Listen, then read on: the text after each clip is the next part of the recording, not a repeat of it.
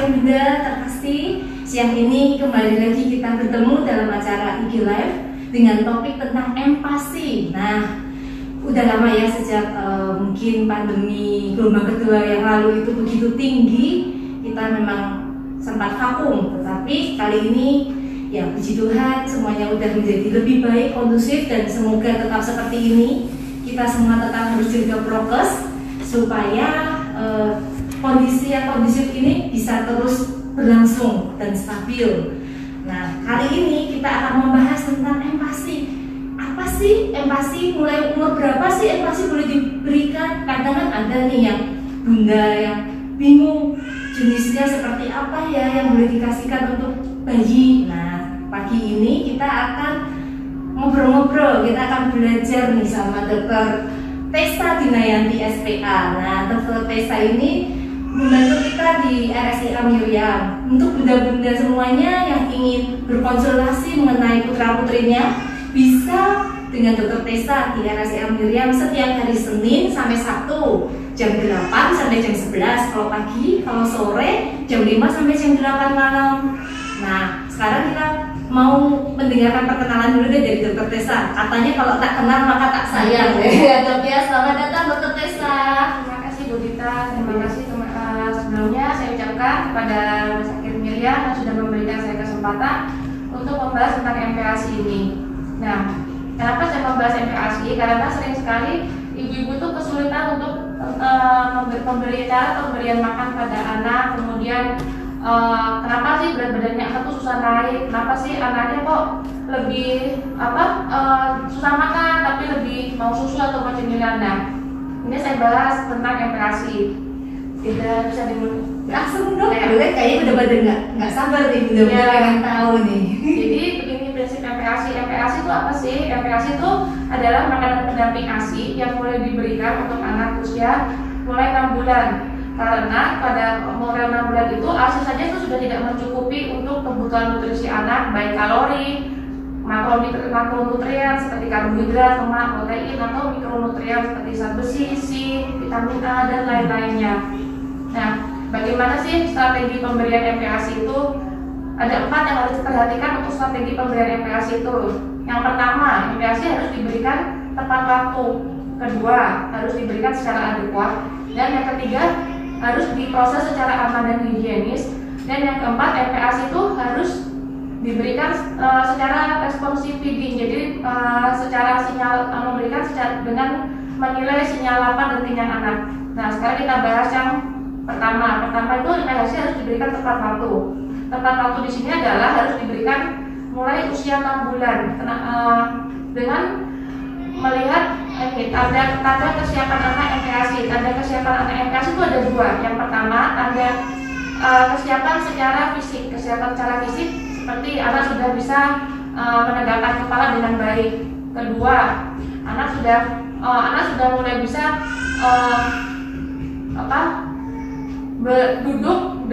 duduk sendiri atau duduk dengan sedikit bantuan. Intinya sih sudah bisa menyeimbangkan tubuhnya dengan posisi duduk seperti ini. Mandiri ya. Mandiri ya. Atau tanpa bantuan atau dengan sedikit bantuan. Seperti misalnya agak bersandar tuh boleh, nggak apa-apa. Terus yang kedua, kesiapan psikologis. Kesiapan psikologis ini anak sudah mulai impulsif, sudah tertarik untuk melihat makanan, kemudian sudah mulai fisiknya, psikologisnya anak, misalnya anaknya mulai lapar, itu anak sudah bisa mulai memajukan badannya untuk menerima makanan, atau misalnya anak kenyang atau belum mau makan, anak bisa menolak dengan cara memundurkan badannya. Itu tanda kesiapan untuk MPASI. Itu harus diperhatikan sekali.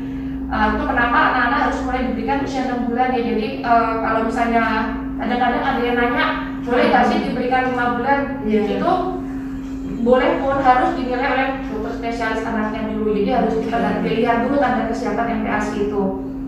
Kemudian yang kedua, MPASI harus diberikan secara adekuat. Adekuat di sini nih berarti MPASI itu harus memenuhi nutrisi, makronutrien dan mikronutrien untuk memenuhi kebutuhan energi anak. Contohnya gimana dokter makronutrien? Iya. Seperti apa? Jadi MPASI harus diberikan secara adekuat. Adekuat itu jadi jumlah, frekuensi, durasi pemberian, konsistensi pemberian, dan variasi makanan. Untuk makronutrien mikronutrien akan dibahas di variasi makanan. Yang pertama jumlahnya dulu. Jadi jumlah MPASI itu yang pertama harus untuk kalori untuk anak 6 sampai 8 bulan itu harus diberikan sebanyak 200 kilokalori per hari. Itu Sulit ya. Nah, itu menakarnya Iya. bagaimana ya dok? Iya. Jadi untuk menakarnya 6 sampai 8 bulan itu kira-kira dengan mangkok 250 ml itu sekitar 3 sendok makan. 3 sendok makan atau setengah mangkok 250 ml. Oh, Gitu. oke. Jadi kalau ibu ada yang sering bilang anaknya beratnya tidak naik, anaknya mau makan, tapi pas waktu saya tanya bisa makan berapa sendok makan, cuma 3 sendok makan anak itu kurang sekali itu. Gitu. Oh, Itu berarti sangat 3 kurang. sendok makan dewasa itu Iya, ya takarannya iya, ya. sampai 120 sampai mangkok setengah mangkok 250 ml. Oke. Berarti sekitar 125 ml. Oh, Iya. Kemudian yang kedua, untuk anak 9 sampai 11 bulan itu kebutuhan kalori adalah 300 kilokalori per hari. Jadi itu sekitar setengah mangkok 250 ml itu. Jadi di usia segitu anak sudah bisa menghabiskan setengah mangkok 250 ml. Dengan catatan itu semua minimal ya. Jadi Oke. bisa jadi anak itu Lebih bisa dari lebih, itu. iya, tergantung anaknya. Kemudian yang untuk anak 12 bulan 9 sampai 12 bulan ke atas itu harus sudah bisa menghabiskan 3/4 sampai 1 mangkok 250 ml. Banyak banget ya. Iya. Banyak Banyak sekali ya. Iya, kita juga makannya nggak segitu banyak. Iya. Cuma kan kalau anak-anak sedang masa pertumbuhan, jadi anak itu butuh kalori lebih besar. Gitu. Kemudian kita bahas apa lagi, konsistensi. Konsistensi itu kalau untuk anak 6 bulan sampai 8 bulan itu sebaiknya diberikan pure. Pure itu saring, jadi bubur saring. Oh, yang lembut-lembut gitu ya. Lembut. Mungkin kentang yang kita kalau Mes. bikin perkedel gitu ya, Iya, gitu ya, boleh. mashed potato seperti itu Iya, ya. boleh ya. untuk mes gitu boleh. Atau bubur saring yang pure tapi tidak boleh cair sekali, tidak boleh sampai Seperti tumpah. air Iya. gitu ya. Jadi kalau dicampur nggak gampang tumpah. Orang bilang yang kental ya. Gitu. Kemudian untuk anak yang sudah lebih besar sampai 11 bulan itu sudah bisa diberikan cincang halus, cincang kasar. Kemudian mulai dikenalkan dengan finger food, makanan yang bisa dipegang seperti kentang goreng atau bergedel yang bisa dipegang tangan.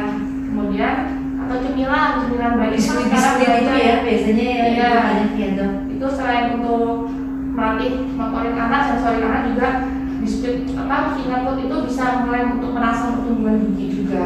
Oke. Gitu. Terus yang terakhir untuk anak di atas 12 tahun itu sudah harus diperkenalkan makanan keluarga. Gitu. Boleh ya, berarti sudah nggak apa-apa ya. Boleh. Dok, aman ya. Aman. Itu dalam bentuk nasi atau nasi tim atau Nasi. saring?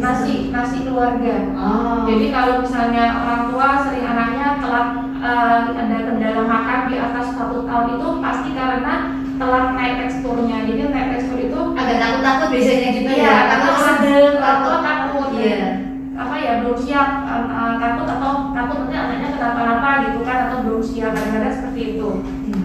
Makanya itu karena usia sampai 9 bulan 1 tahun itu adalah periode emas untuk memperkenalkan makanan padat. Jadi mulai harus naik teksturnya harus sesuai usia. Kalau misalnya itu terlewat ya pasti akan ada kendala gangguan makan di kemudian hari. Oke, kadang sampai ada yang sampai udah besar umur 2 tahun belum bisa makan nasi gitu. Iya. Nah, itu kendalanya kadang Iya. ada yang seperti itu Iya, ya. itu Dok, ya? sebenarnya itu tergantung orang tuanya. Jadi orang tuanya harus berani memperkenalkan gitu.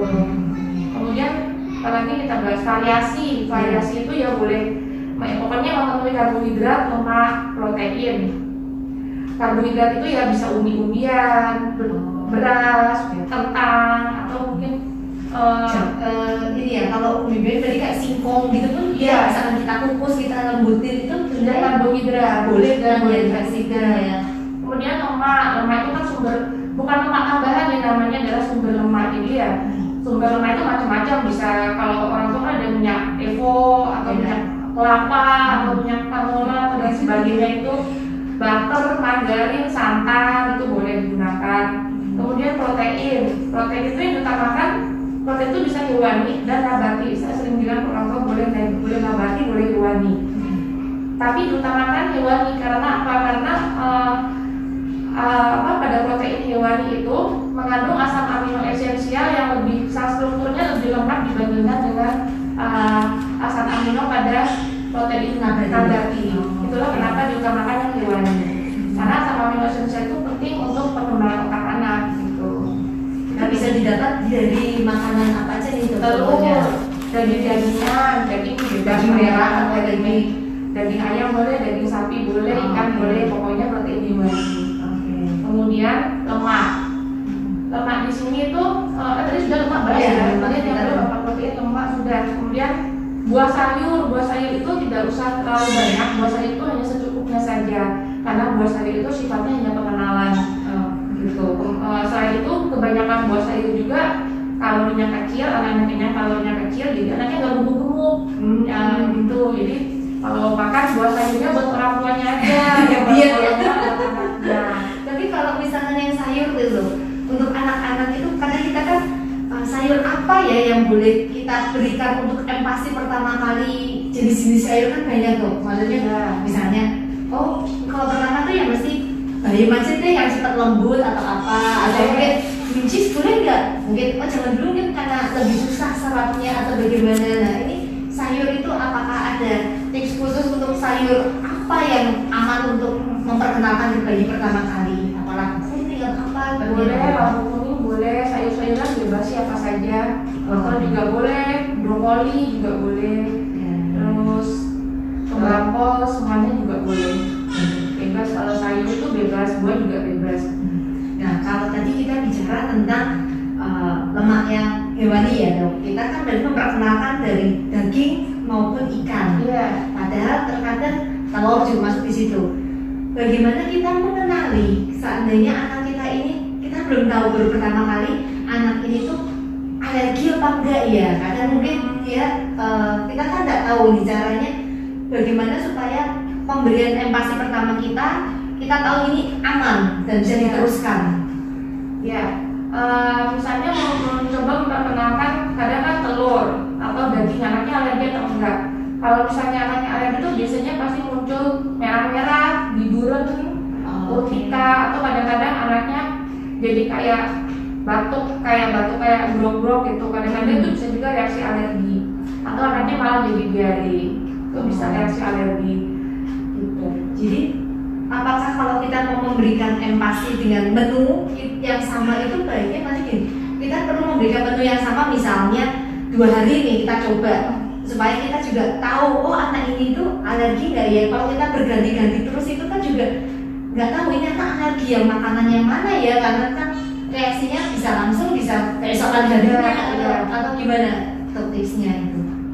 Ini aja dicobakan dulu, yang pertama dicobakan makan dulu, kemudian biasanya kalau misalnya kalau alergi makanan itu pasti langsung muncul gejala alerginya. Cepat ya dari reaksinya cepat. Kecuali misalnya pasti munculnya lebih cepat kok, kecuali telur kadang-kadang kan berapa kali pemberian baru tahu. Kalau misalnya memang alergi seafood, alergi daging atau daging tertentu itu pasti langsung muncul gejalanya.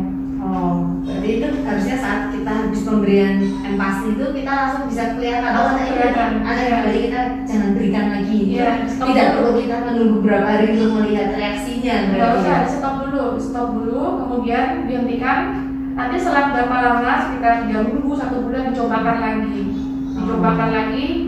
Misalnya masih muncul alergi, dihentikan dulu, nanti cobakan lagi gitu. Jadi memperkenalkan antibodi, itu kan dianggap benda asing oleh antibodi kita.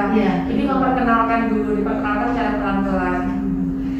Nah, kadang itu ibu-ibu, terutama kalau kita masih baru menjadi ibu baru ya, anak pertama itu kan begitu berhati-hati gitu. Biasanya kita juga takut ya memberikannya, ini kira-kira anaknya suka enggak, begitu gimana? Enggak mau kok dia nolak, itu tuh artinya dia nggak suka, terus kita tetap cobakan atau kita ganti yang lain sebetulnya, atau reaksi itu tuh sebetulnya wajar karena kadang anaknya nggak mau terus ganti lagi yang lain, anaknya kok semua nggak mau ya, itu makin bikin stres ibunya gitu. Iya, ini berarti untuk perkenalan makanan baru ya. Perkenalan makanan baru itu tidak bisa kadang-kadang anak tidak bisa langsung menerima. Jadi cara kita adalah pertama tetap jangan dipaksa, karena kalau semakin dipaksa anak semakin tidak mau, pasti anaknya makin trauma malah kadang-kadang. Ya sendok udah kabur ya dok. Ya, tidak perlu dan jadi kabur. Ya. Kemudian yang bisa juga memperkenalkan makanan baru itu nggak bisa langsung sekali beres gitu, sekali mau. Jadi harus diperkenalkan bisa sampai 10 kali, 15 kali. Jadi memang harus secara perlahan. Bisa juga disiasati dengan memperkenalkan makanan baru dengan didampingi makanan kesukaannya. Jadi pelan-pelan, jadi kasih dilihatkan dulu makanan kesukaannya sambil diperkenalkan makanan yang baru ini. Gitu. Kemudian orang tua memberi contoh makanan baru itu ditunjukkan, orang tuanya juga ikut makan dan ikut lihat, anaknya kan lihat, anaknya meniru gitu. Nanti anaknya akan tertarik. Intinya sih jangan dipaksa, tapi coba diperkenalkan secara terus menerus, karena perkenalan makanan baru pasti tidak akan mudah gitu. Butuh waktu ya, memang butuh waktu. Berarti kita harus sabar dan harus percaya diri bahwa pasti nanti suka lah istilahnya. Dan kita tidak boleh lihat anaknya nggak suka makanan baru gitu. Sebenarnya itu butuh telatenan orang tua buat menyobakan makanan baru itu. Oke. Nah kalau kita bicara tentang tadi juga, biasanya kan ada tentang buah sayur juga ya dok. Untuk buah itu baiknya, sarannya untuk yang pertama kali ini kita memberikannya buah-buah itu tetap dalam bentuk. Biasanya kan identik orang tua tuh biasanya kita kasihnya, orang tua kita kasih pisang gitu kan, pisang, pepaya, pokoknya yang lembut-lembut yang itu, karena harapannya bisa langsung diberikan. Nah bagusnya itu seperti itu atau dalam bentuk jus itu nggak masalah. Kadang kan mungkin bisa semua di jus aja lah, kalau air lebih mudah misalnya seperti itu. Gini, kalau misalnya mau di jus, jangan semua di jus. Kalau bisa anak itu diberikan misalnya mau kasih pisang, pisangnya disaring dalam bentuk puree. Misalnya mau kasih alpukat, jadi disaring juga dalam bentuk puree. Kalau yang awal-awal pemberian, jadi apapun boleh, tapi kalau bisa jus-jusan itu dihindari ya, karena kan itu bentuknya cair. Sedangkan kita kan mau mengajari anak proses makan, kalau cair kemudian kita beri makan yang kalau bentuknya puree itu kan tidak terlalu cair, bahkan dari sendok aja nggak boleh langsung tumpah gitu. Jadi kalau bisa menghindari yang jenisnya jus, lebih baik buah itu dibentuk puree gitu. Jadi puree itu jadi kayak bubur halus gitu ya. Jadi sebenarnya tujuan empati ini tidak hanya semata-mata memperkenalkan anak makanan rasa, berbagai macam makanan untuk membuat dia sedikit lebih kenyang lagi, karena mungkin dengan tambahnya usia kan karena asi eksklusif kurang ya, akan cukup. Jadi tidak hanya untuk memperkenalkan rasa makan dan membuat kenyang, tetapi justru juga mengajari anak untuk belajar sensornya, itu mengenal tekstur makanan seperti itu ya. Motorik anak, motorik juga. Itu pengaruh nanti di perkembangan pengaruh di perkembangan anak di kemudian hari, pola makan. Kemudian kalau telatnya tekstur juga ada beberapa penelitian yang menyebutkan itu bisa terjadi keterlambatan bicara. Oh, itu juga bisa tanpa kita sadari itu memicu sampai sejauh itu ya, bisa kita terlambat bicara karena itu makan itu tekstur itu melatih oral-oral anak juga. Jadi anak kan oral-oral itu kan termasuk bicara juga ya. Jadi itu kalau terlambatnya tekstur ya bisa masih mungkin untuk telat bicara, keterlambatan bicara. Oke, nah ini tadi kita udah bicara tentang macam-macamnya juga ya dok ya, maksudnya untuk kandungannya harus mengandung apa aja dalam empati. Lalu kalau frekuensinya itu gimana dok? Berapa banyak yang harus diberikan sehari itu? Ya, jam berapa atau berapa kali? Apakah kayak orang dewasa atau malah lebih banyak porsinya karena kan dikit-dikit tuh? Iya. Banyak ya. Nah, kadang kan tadi ya mungkin kita nggak bisa menyamakan semua anak. Oh, setengah dari 250 mili itu susah habis gitu kan? Tidak semua anak mudah untuk menerima dan langsung habis. Kan kadang ada yang aduh cuma maunya 1-2 sendok udah gitu kan. Tapi kita kan nggak boleh memaksa. Nah itu misalnya kita berikan sekarang sarapan nih jam 7 nih kita kasih gitu. Terus 2 sendok. Apakah kita akan memberikannya lagi? Katanya, aduh nggak lapar nggak ya anakku? Nah itu boleh nggak kita kasih nanti jam 10 tak kasih lagi gitu, 2 sendok lagi. Nanti jam 2 tak kasih lagi atau ikutin jam makan. Tetap ikuti jam makan. Jadi misalnya ada namanya feeding rules. Feeding rules itu harus diterapkan. Itu karena feeding rules itu untuk melatih rasa kenyang dan rasa lapar anak. Jadi misalnya ini contoh feeding rules, dari misalnya jam 6 ASI, jam 8 makan pagi setiap 2 jam, jam 10 ASI Snack gitu. snack atau ASI, jam 12 makan siang, kemudian jam 14 maka snack atau ASI, kemudian jam 17 atau jam 18 makan malam, sisanya boleh ASI kan. Itu diberikan jarak setiap pemberian makan 2 jam. Kenapa 2 jam? Karena pengosongan lambung anak itu paling tidak setengah itu terjadi sekitar 100 sampai 120 menit. Jadi itu kenapa harus 2 jam? Dan misalnya di jam ini anak tidak bisa menghabiskan makanan paginya, ya sudah sampai ditunggu sampai maksimal 30 menit, anak tetap tidak mau makan, sudah proses makan diakhiri. Kenapa 30 menit? Karena setelah 30 menit itu anak nggak akan fokus, pasti anak bakal ngeluk makanannya, ngelopek makanannya, disembur-sembur, atau makin berontak malah kadang-kadang kan. Gitu. Jadi kalau sudah itu sudah dihentikan, dilanjutkan di makan siangnya nanti. Atau dilanjutkan dengan cemilannya. Oh, berarti jangan kita tungguin sampai mau 1 jam. Kadang-kadang kita sampai kita kan biasanya orang-orang, aduh makannya suwi banget, lama banget gitu kan. Jadi ya karena kita kadang sampai jam 1 jam pun kita tetap ladenin gitu kan. Tapi itu pasti sudah diemut makanannya, atau sudah dilepeh-lepeh, sudah disembur-sembur, sudah nggak efektif lagi untuk proses makan itu sebenarnya. Dan itu tidak melatih rasa kenyang dan lapar anak. Tujuannya makan itu kan, tujuan feeding rule itu untuk melatih rasa kenyang dan lapar anak itu. Gitu. Berarti dalam pemberian empati ini kita juga harus ada melatih feeding rules itu ya. Kita harus punya aturan-aturan supaya membuat anak ini bisa tahu, oh kapan saya lapar, kapan saya harus makan, seperti itu. Kalau misalnya kan ada tuh habis makan anaknya cuma 2 sendok langsung disambung cemilan, langsung disambung susu, ya udah anaknya taunya kenyang aja terus, anaknya nggak tahu lapar, nggak tahu gimana lapar, nggak tahu gimana kenyang gitu. Ya.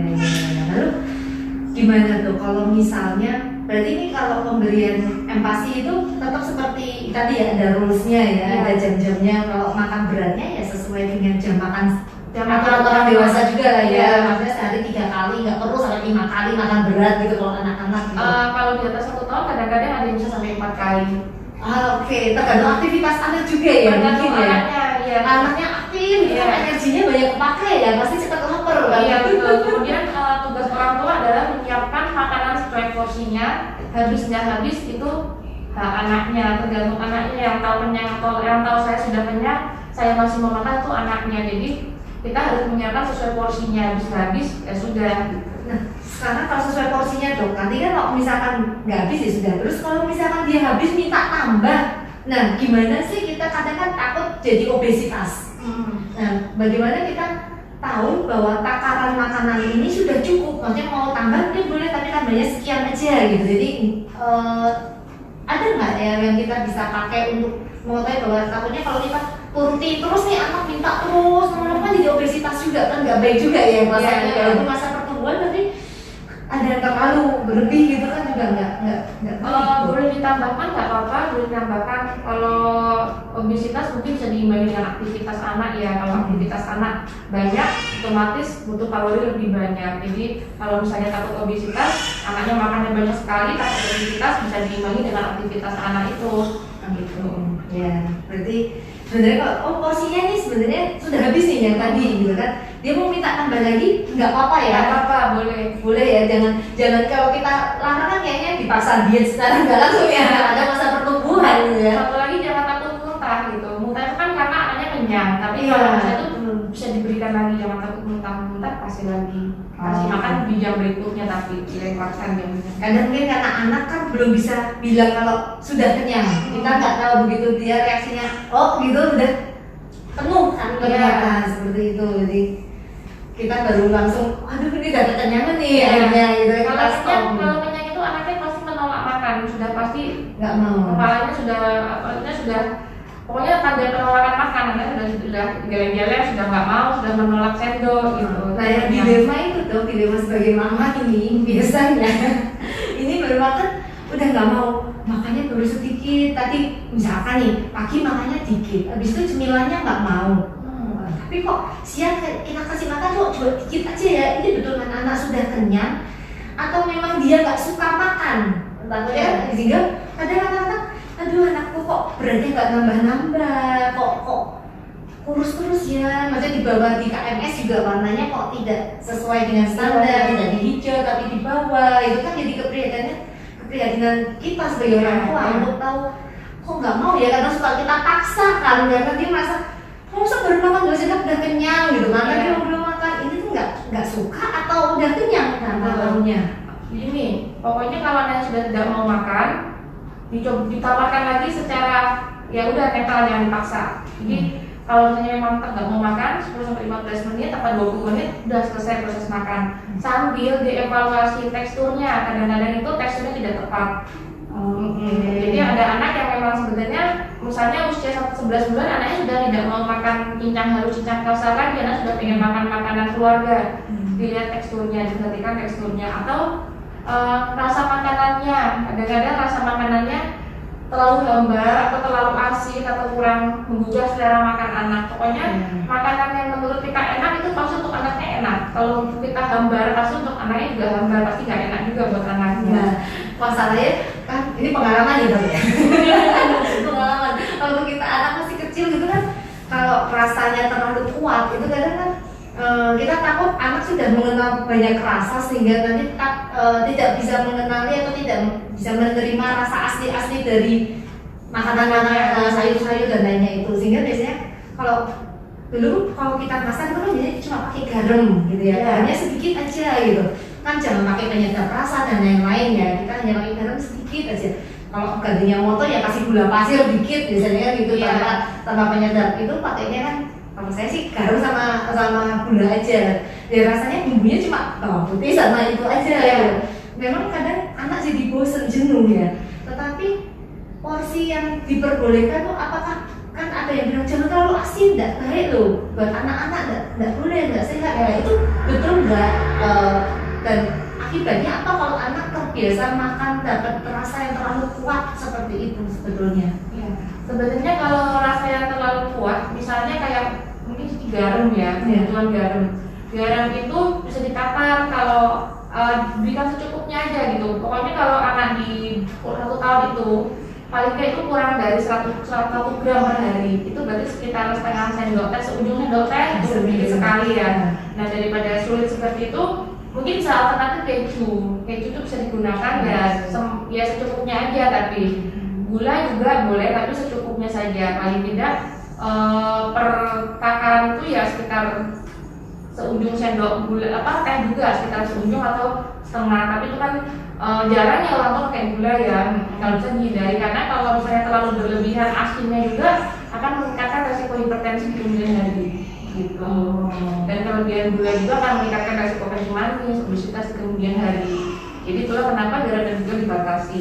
Tapi kalau untuk anak 1 tahun ke atas itu kan ambang pemberian garamnya sudah boleh lebih banyak, karena kan ginjalnya sudah lebih matur dibanding anak yang lebih kecil kan. Nah itu ambangnya boleh naik sekitar 2 gram per hari, yaitu sekitar setengah sendok teh, sedikit sekali ya. Mungkin bisa diberikan alternatif keju. Kalau gula, daripada pakai gula mungkin bisa pakai wortel atau dan sebangsanya yang sifatnya manis gitu loh, sayur yang sifatnya manis. Berarti memang ya secukupnya, jangan terlalu kuat karena juga dampaknya juga memang ke ginjal juga ya, kalau dan hipertensi juga. Ya, menyerang. Iya. Nah kalau sekarang tuh kan simple ya, orang sekarang lebih milih simple dan cepat, instan. Nah bagaimana dengan pemberian bubur instan saat ini dok? Apakah kan memang lebih baik tadi kita disarankan kan makanan itu kan dari sayur, dari ikan ataupun daging, itu kan kita mau masak sendiri ya, lebih higienis dan kita lebih fresh ya, karena kita kan masakan sendiri di rumah gitu. Tapi kalau yang instan itu gimana tuh? Kadang kan ada, kalau sesekali itu boleh kali ya, tapi kalau kita mau memberikan itu instan sebagai makanan pokok setiap hari, boleh nggak sih? Instan itu bubur fortifikasi itu sudah dibuat sedemikian rupa untuk benar-benar memenuhi kebutuhan makronutrien dan mikronutrien anak. Tapi kan bubur instan itu kan bentuknya selalu kebanyakan cair ya, lebih ke arah bubur puree kayak gitu ya. Kalau anaknya sudah mulai besar, sebaiknya sudah mulai dikenalkan bubur tim, karena kandungannya karbohidrat, lemak, protein, dan mikronutriennya tetap lebih bisa dipenuhi dari bubur tim itu daripada bubur fortifikasi. Tapi kalau memang mau dicobakan, maksudnya mau awal-awal kadang-kadang ada yang pengen coba, itu juga boleh. Cuman biasanya kan kalau anak-anak sudah kenal bubur instan tuh rasanya lebih enak ya. Lebih gurih ya? Lebih gurih dibandingkan mamanya masak bubur tim. Nah, nanti biasanya sama masakan mamanya akhirnya nggak suka Iya. ya, milih yang Salah. instan ya. Oke, ya menarik sekali dok. Ini kemarin tuh udah ada beberapa yang bertanya lewat DM. Mungkin saya bacakan ya dok ya. Ini ada yang menanyakan mengenai ini menu empati untuk si kecil yang berusia 6 bulan pertama. Itu mungkin maksudnya di sini dia bertanya kira-kira bisa dibantu merangkai menunya, misalkan pagi itu kita masak apa, nanti siang dikasih apa, mungkin contoh realnya seperti itu ya. Bisa untuk 6 bulan pertama bisa mulai diberikan nasi dengan daging, dengan mungkin saya tambahkan kaldu untuk airnya, diberikan kaldu. Kemudian masak itu orang tua lebih baik masak itu untuk 3 kali makan. Jadi diberikan nasi atau beras sekitar 30-40 gram, kemudian ditambahkan dengan daging, protein nabati, protein hewani sekitar 40 gram atau 30 gram, kemudian ditambahkan kaldu air misalnya 250 atau 300 ml, diberikan ditakar sesuai dengan kebutuhan. Jadi misalnya memang butuhnya banyak, ya airnya agak banyak, butuhnya dikit ya airnya jangan terlalu banyak. Pokoknya nanti waktu disaring jangan terlalu jadi cair gitu. Itu berarti kita masaknya tetap untuk 3 kali makan ya 3 kali masak, berarti harus fresh semuanya atau tidak? Mungkin boleh sih dihangatkan kembali, itu boleh nggak? Boleh. Jadi kadang-kadang ada yang pakai slow cooker. Slow cooker itu kan bisa ada, dia kan modelnya kayak rice cooker ya, jadi bisa bom terus kan, bisa panas terus, bisa hangat terus. Atau mungkin ada yang satu pagi masak untuk 3 kali makan itu bisa dengan dimasukkan ke kulkas, boleh dimasukkan ke kulkas. Oh, boleh. Nggak apa-apa ya? Boleh, nggak apa-apa. Boleh nanti dihangatkan lagi untuk makan siang, untuk makan malam, gitu. Nah, kalau untuk seafood gimana dok? Kan kadang seafood itu kan kayaknya lebih rentan banyak anak mungkin di awal-awal yang alergi. Iya. Itu sarannya kalau misalkan di awal itu kan memang biasanya empasi itu identiknya ayam yang lebih muda ya, maksudnya kita juga lebih familiar dengan ayam, daging ayam atau sapi biasanya seperti itu. Lalu ikan-ikan juga biasanya yang tipe ikan laut apa ini. Nah kalau yang seafood itu gimana ya dok? Ini kan sama kayak ikan laut atau seafood itu terus usia berapa kita boleh dan aman untuk diberikan? Untuk seafood boleh mulai diberikan sejak usia 6 bulan, sejak mulai MPASI sebenarnya. Tapi kadang-kadang itu kan seafood itu baunya amis, sedangkan anak sedang belajar. Jadi lebih baik diperkenalkan dulu yang biasa-biasa, jangan yang terlalu amis. Kalau anaknya sudah mulai makannya sudah mulai baik, baru boleh mulai diperkenalkan seafood itu. Karena sifatnya amis, gitu ya. Lebih ke karena bau, Iya, anak nggak nyaman, nggak suka ya. Gitu. Tetapi kadang-kadang ada juga anak yang mungkin bisa nerima amis, ya boleh. Pokoknya intinya tuh jangan takut untuk mencoba gitu. Jangan takut untuk mencoba. Misalnya muncul alergi ya sudah hentikan dulu gitu, jangan dikasihkan lagi. Oke, berarti kalau ikan pun juga mungkin di awal kita kasih ikan tawar ya, mungkin ikan air tawar ya istilahnya ya. Boleh, ikan tawar tuh bawah, lele, lele itu boleh juga nggak apa-apa. Kalau ikan protein tinggi katanya loh. Iya. Ya. Itu pokoknya protein hewani yang diutamakan. Oke, nah ini dok, kalau misalnya nih ada yang bertanya lagi, kan tadi sudah dijawab mengenai tanda si bayi kalau kenyang. Lalu berapa sendok bayi pertama makan? Tadi kan karena beda-beda ya dok ya. 3 sendok makan. 3 sendok makan standarnya ya. Iya, sampai setengah mangkok 250 ml, sekitar 125 ml. Banyak banget ya. Banyak juga loh. Banyak. Banyak. Jadi kadang orang tua kaget kan. Banyak banget, tapi memang itu segitu gitu. Nah, porsi sebenarnya. Cuma pada kenyataannya itu anak-anak suka lebih sedikit dari itu ya, dari yang seharusnya disarankan.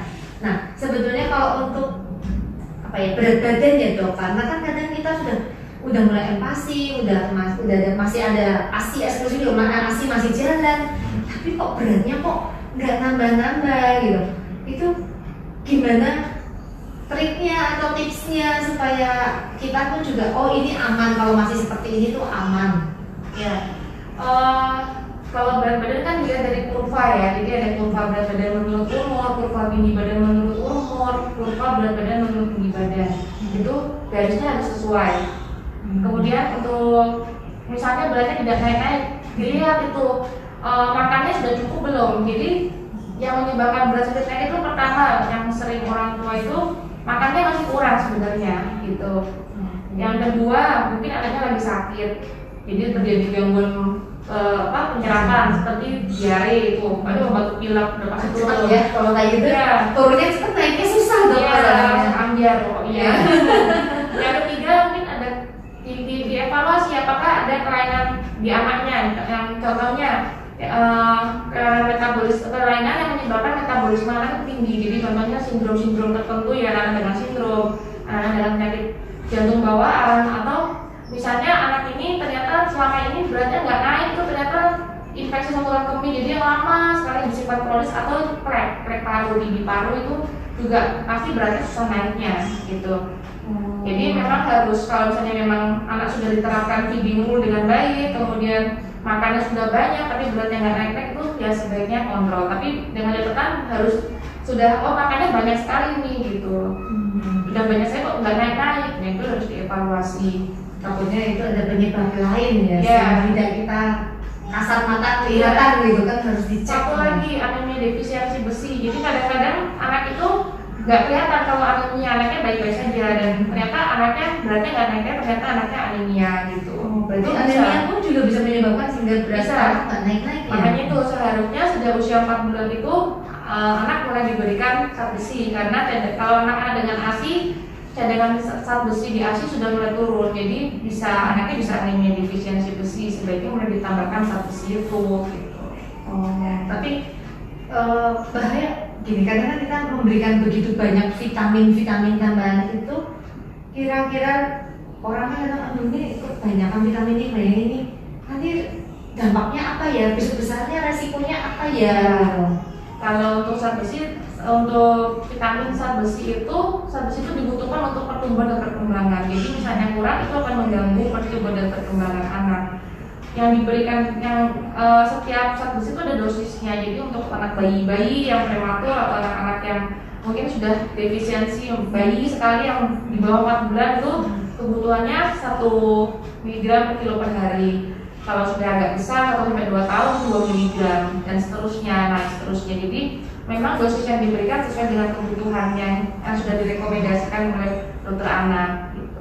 Nah, sekarang kalau misalnya dok, semua itu anak ini susah makannya, dan mungkin juga kita keterbatasan, kadang ibu kan ingin memberikan yang terbaik, tapi mungkin ketersediaan bahan baku di pasaran itu Sulit terbatas ya, karena tidak ada, sehingga kita selalu melengkapi dengan vitamin asupan, bahkan kan ada ya yang merek tertentu isinya mengandung sekian sayur dan sekian apa, misalkan gitu. Yeah. Nah itu boleh nggak sih gitu, apa ya, maksudnya nutrisi itu ditambahkan atau nggak ditambahkan, mungkin boleh, kenapa? Boleh. Karena mereka masa nggak mau ya, tenang aja lah, nggak mau makan anaknya, nggak usah nggak usah pakai sayur yang ini, daging yang ini, kan aku sudah ada suplemen ini, bisa nggak? Apakah suplemen itu menggantikan?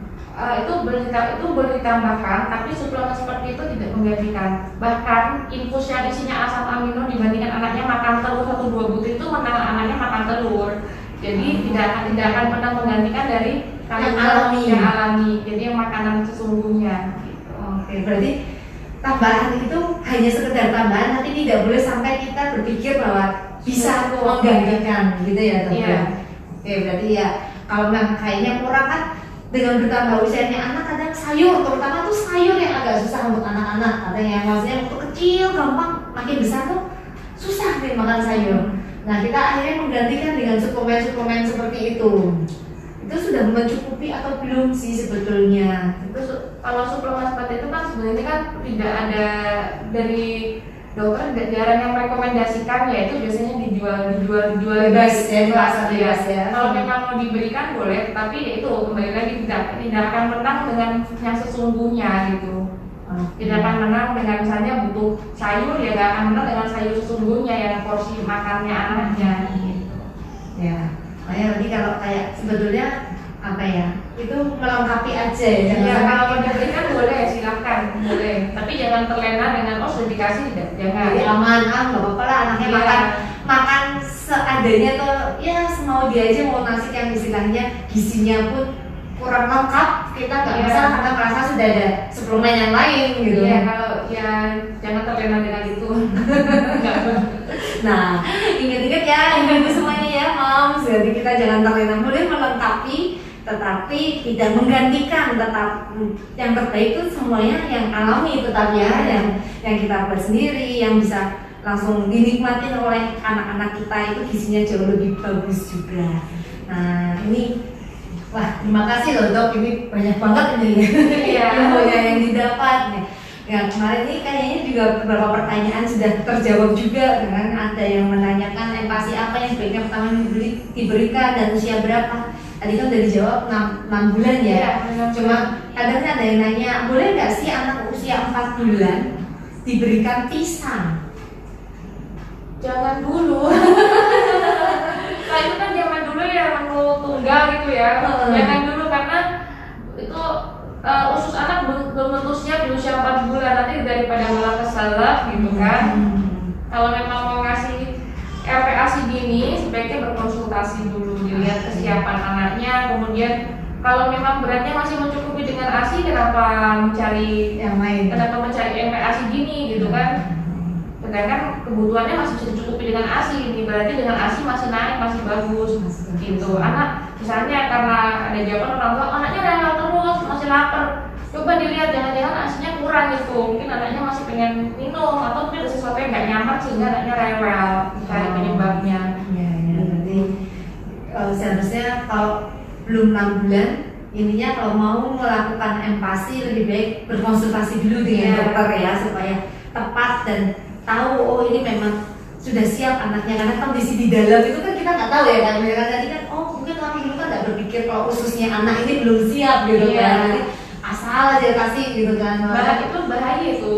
Ada yang mau kok terus lahap gitu, padahal itu berbahaya, itu banyak bisa kesedek dan segala macam ya. Bisa satu keselak, kalau ususnya belum siap bisa dilius, bisa selip ususnya. Oh, itu seperti gimana dok kalau keselip ususnya? Selip itu jadi impregnasi, jadi kayak usus bawah masuk ke atas. Oh, itu kan harus dioperasi ya, daripada dioperasi ya mending sudah kalau memang mau mulai makan, misalnya 4 bulan mau coba mulai makan, konsultasi dulu, dilihat dulu gitu.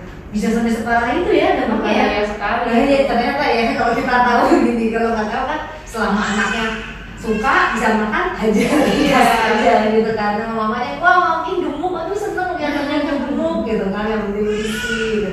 Iya, terima kasih banyak sebelumnya ini Dr. Tessa untuk waktunya, untuk semua pencerahannya di siang ini, sehingga semoga apa yang disampaikan Dr. Tessa mengenai empati bisa sedikit membantu para ibu-ibu di rumah yang masih bimbang, galau biasanya mau kasih sekarang apa nanti ya, ini tapi belum 6 bulan, terus yang dikasih apa dulu ya. Tadi bahkan sudah disampaikan tahapannya, mau yang lembut sekali, boleh mulai agak kasar teksturnya, itu perlu diperhatikan supaya juga bisa membantu perkembangan anak dalam kedepannya, termasuk untuk yang berhubungan dengan oral ya, dengan motorik ya, dengan orang motorik gitu, dan finger food juga berpengaruh dengan motorik tangan ya, jadi juga ya gitu. Jadi terima kasih, semoga apa yang disampaikan siang ini dapat membantu semuanya, dan salam sehat untuk kita semua.